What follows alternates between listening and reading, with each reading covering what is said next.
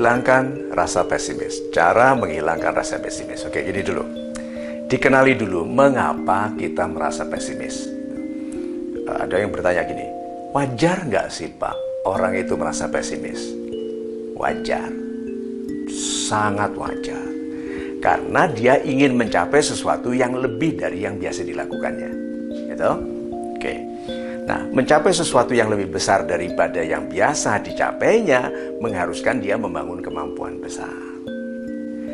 Nah, membangun kemampuan besar ini repotnya kita tahu bahwa kita tipe pemalas, penunda. Gitu toh, berprasangka buruk tentang hal-hal yang lain. Kita nelpon aja nggak diangkat, kita langsung mikir, wah orangnya nggak suka sama aku ini. Gitu. Nelpon lama nggak dia, aku salah apa ini? Nah, karena tahu kita memiliki kekurangan-kekurangan dalam disiplin membangun kemampuan, kita merasa tidak akan mampu. Wah, aku tidak akan mampu mencapai ini karena kemampuanku tidak aku bangun dengan kesungguhan yang penuh. Wajar merasa pesimis. Wajar. Kedua, setan tidak suka kita optimis. Lihat ya bahwa tidak ada manusia selamat dari pengamatan setan. Orang-orang hebat selalu diamati untuk diganggu perjalanan naiknya.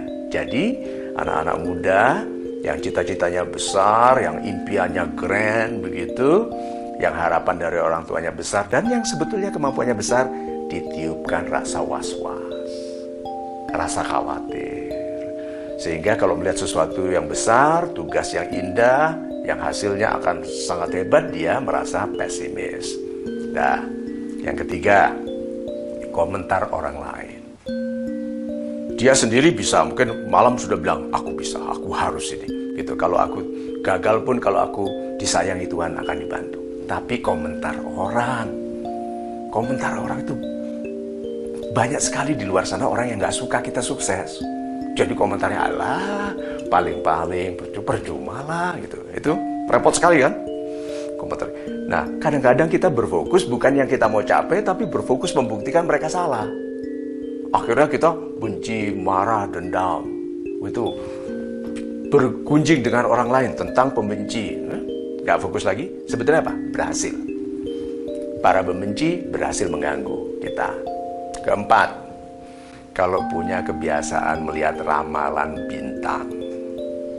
Gitu. Ramalan bintang, ramalan di TV itu menjelang tahun baru, penutupan tahun, ramalan. Tuh. Begitu ada ramalan. Bintang ini, sio ini yang lahir jam sekian, gitu. Yang lahirnya jatuh atau apapun itu, nasibnya akan sial. Pas dicek terkena kita. Oh my God. Gitu tuh. Lalu pesimis. Jadi wajar manusia itu memang target untuk dibuat ragu sehingga tidak bertindak. Karena kalau kita bertindak, kita sukses. Setan tidak suka. Tentara-tentara keburukan tidak suka. Oke, karena Tuhan menunggu orang-orang rajin ini untuk mencapai sukses. Nah, sekarang kita setelah mengerti mengapa sebagai manusia wajar bagi kita pesimis, menjadi manusia yang di atas kewajaran. Yaitu, walaupun pesimis, logikanya satu, pesimisku mengurangi tenagaku. Jadi kalau aku mau bertenaga, aku tidak boleh pesimis. Nah, kedua, apakah pesimis sebaiknya diserang, itu dihancurkan? Jangan. Karena kalau kita berusaha menyerang pesimis, kita semakin berfokus pada pesimisme. Seperti misalnya, aku gak pesimis, coba lihat. Fokusnya apa? Pesimis. Tapi kalau aku harus berupaya, apapun hasilnya aku serahkan kepada Tuhan, tapi tugasku berupaya sebaik-baiknya. Jadi logika mengcounter 4 hal yang saya katakan tadi, sampai dukun bilang gini, kalau peramal itu hebat, hidup dia sendiri bagus, tapi kenapa dia masih susah? Gitu? Minta nasihat, menasihati orang tentang nasib, tapi minta uang dari yang dinasihati. Dia meramalkan nasib orang susah, minta uang juga. Coba, harusnya kan dia minta uang kepada orang yang diramal nasibnya baik saja. Dan minta bayarannya nanti kalau terbukti nasibnya baik. Nah, waktu dia meramal orang nasibnya jelek, terbukti dia sukses, harus bayar denda. Harusnya logikanya begitu toh.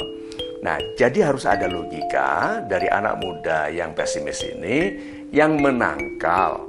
Sehingga bukan optimisme yang dibangun, tapi kebiasaan bertanggung jawab, belajar dengan baik, bekerja dengan baik, ikhlas berserah kepada Tuhan tentang hasil, lalu belajar dari interaksi antara tindakan dengan hasil, belajar dari situ yang akhirnya menimbulkan rasa percaya diri bahwa kalau aku bertindak hasilnya baik, maka aku akan membaikkan sikapku. Lihat, hasilnya naik, upayanya, kualitasnya naik, hasilnya naik, lebih percaya lagi. Terus begitu sampai akhirnya setelah lebih tua, lebih mapan, dewasa, sudah tidak ada masalah tentang pesimisme. Hidupnya hanya melakukan, berdoa, melakukan, bersyukur. Berdoa, melakukan, bersyukur. Itu saja.